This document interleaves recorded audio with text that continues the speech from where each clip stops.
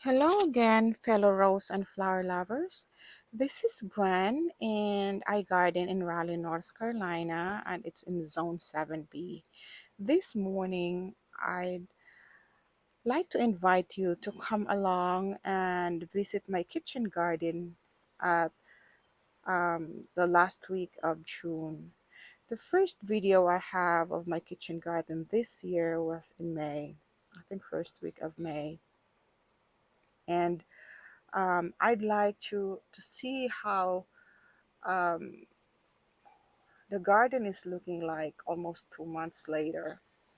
So I have been at work for the past 3 days, and I haven't visited the garden um, in 2 days. So on the first day before I went to work on Friday, I watered the plants in preparation for me going to be busy. And since then, I haven't had a chance to check on the garden. So if you see wilted plants, just just please close your eyes and act as if you didn't see them, because I'm supposed to be to be watering them now, but I decided to take videos instead. So in here is actually a Nico Blue, and look, they are in the ground and they're already changing colors and looking matured, and I think they're ready to be cut and be enjoyed inside the house. So look, I'm starting to paint them. Unfortunately, I haven't gotten to finishing them yet, but hopefully on my next video, I know, this will be painted. So come along as we check my kitchen garden this morning. So in this side, I have several roses, but there's two new additions to this bed, and I have two Eden climbing roses, which I hope to climb up this wall like that, but it may take years. And look what I did with the allium blooms that has already dried up. I'm continuing to dry them, and I am planning to actually paint them with gold or white later on, and kind of like a Christmas decoration or something. Let's see. So Atlas roses, it looks gangly, I know. Since I fertilized early May, I haven't fertilized again because when it was due for fertilization at 6 weeks, the heat wave started. And from what I read, you just don't fertilize the roses during heat waves. All you have to do is water them because you don't want them to work so hard in this heat, right?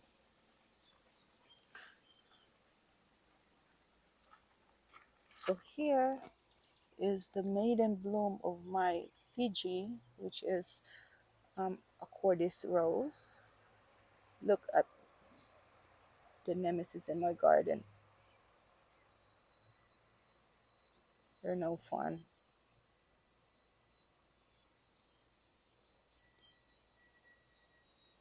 I'll manually pick them up later.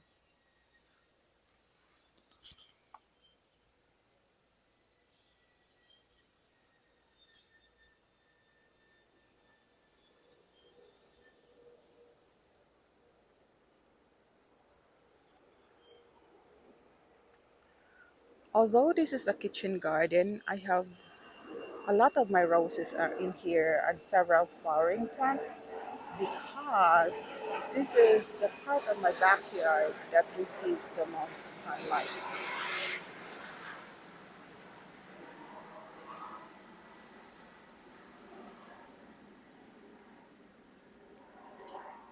Also, easy roses from previous winners. I think this one is I forgot, and another also easy rose, and I think this one is called Italian Eyes.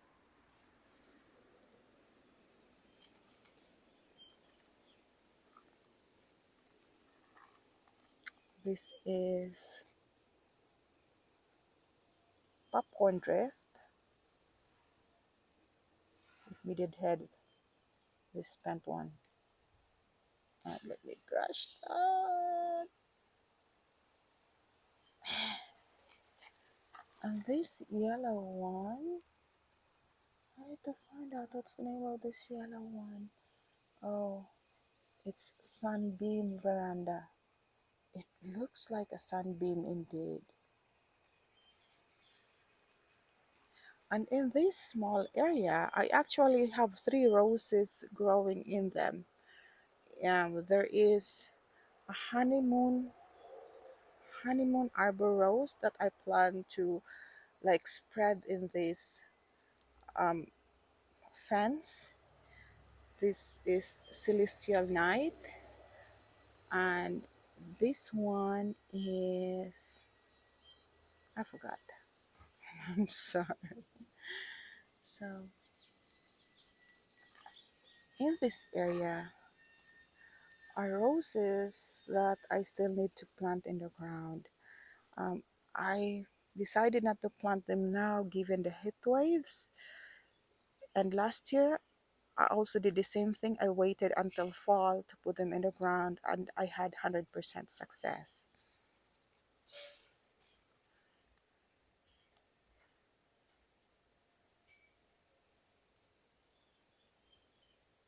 So this is plum perfect, and I think it's already spent. I'll deadhead it. There's another one here.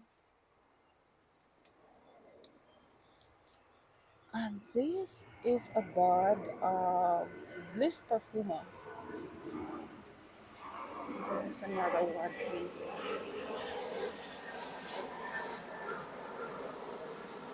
We just bought this bench from Facebook Marketplace over the other weekend.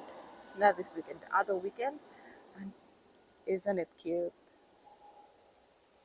So since this is a kitchen garden and I said more for plant food plants in here, let me introduce to you my fig tree. So this is the first time it has put in put out fruits, and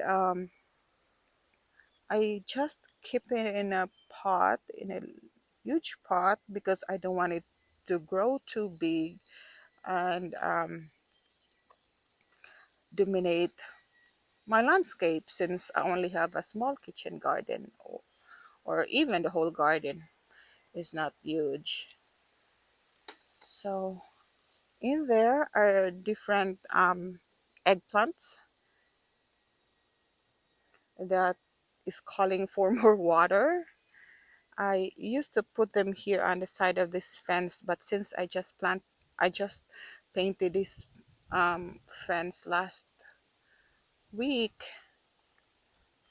I mean, yeah, last Thursday, Wednesday and Thursday. I haven't had a chance to put them back, but let's take a look at Delish. Delish, you look delicious. So this is Delish. Let me smell. Oh, it smells divine. Thank you, Delish, for your beautiful flowers. And more of the plants, roses in here that I'm waiting to put in the ground in the fall. I'm too scared to put them in the ground now because of the heat waves. And there are more roses as well in here.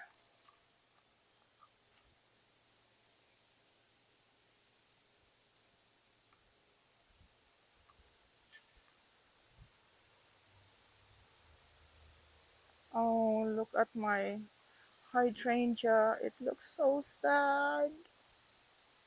I know, hydrangea. I'll be there to rescue you soon with water. I'm so sorry.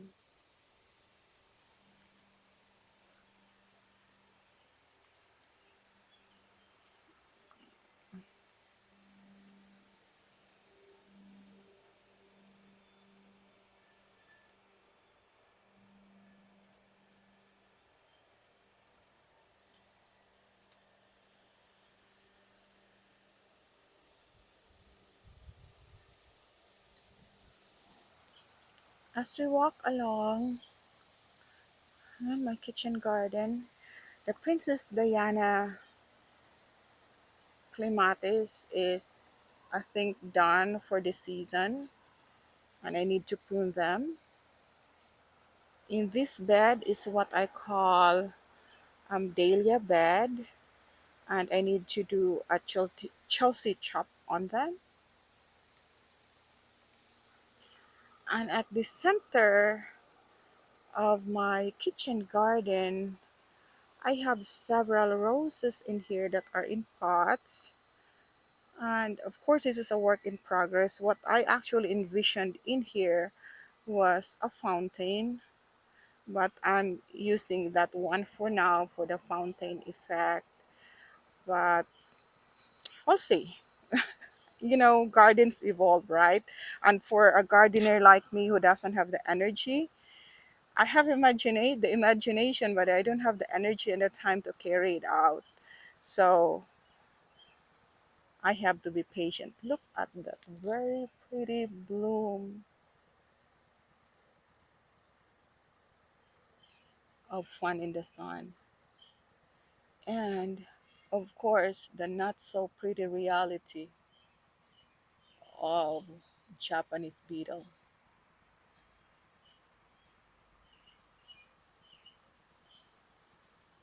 Yes, I know they have black spots and haven't had a chance to remove them because I can't find the gloves that will protect me from the thorns. And here's another beauty right now that's starting to go into another flush. Let me did it because I can't stop it. And this is Sexy Rexy.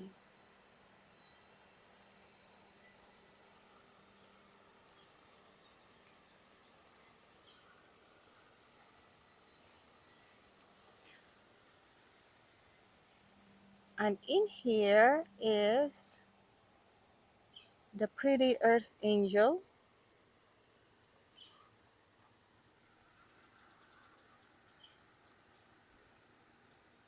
Look at that. This flower reminds me of weddings.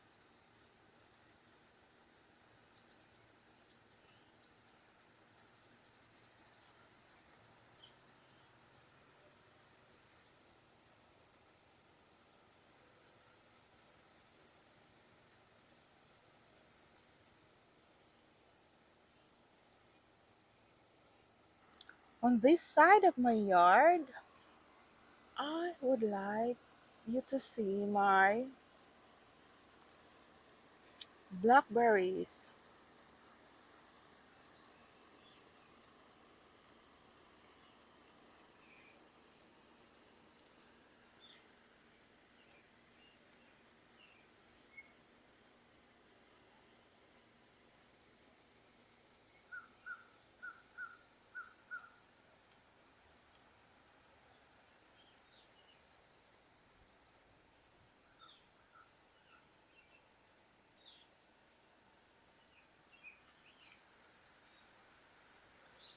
And my husband already harvested a couple of balls over the weekend.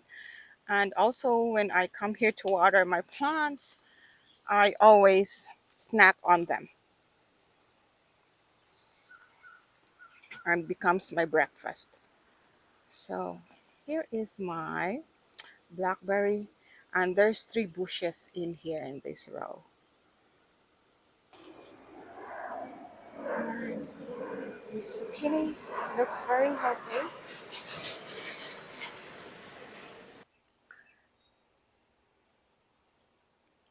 This I think this is called Ford Hook Swiss chard, and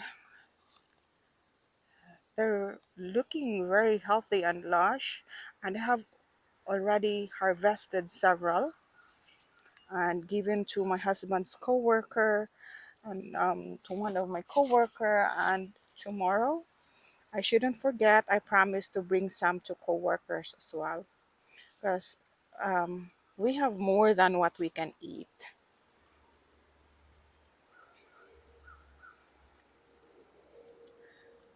And in this bed, which needs staking, I think this is the loofah gourd.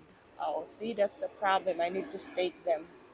Hopefully, we can have loofah, which, Filipinos eat them for vegetable. And here is a perennial kale tree. I am having and blossom rot. I think it's what's called. Okay, I need to read on it. But I already also harvested a zucchini from here.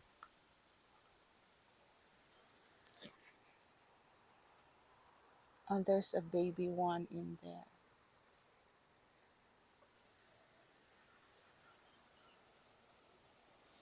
So let's take a look at David Austin roses here that I showed you in my video before. And this harlocar that I declared dead is about to give me a flower.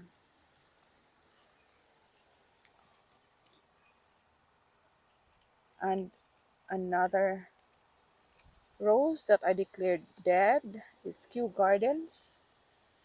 And it doesn't look so healthy. It looks sad right now because of the heat wave. So I haven't fertilized again because of that. And even Olivia Austin is not looking very happy right now. This is the generous gardener. Generous gardener continue to thrive even in the heat. So I probably have to move my Olivia Austin. I read that it tolerates shade. Maybe it prefers the least less hot location. And this is Claire Austin, has also given me blooms, but unfortunately these Japanese beetles are just devouring my roses. So thank you again for watching my video, and I hope to see you next in future ones. Thank you.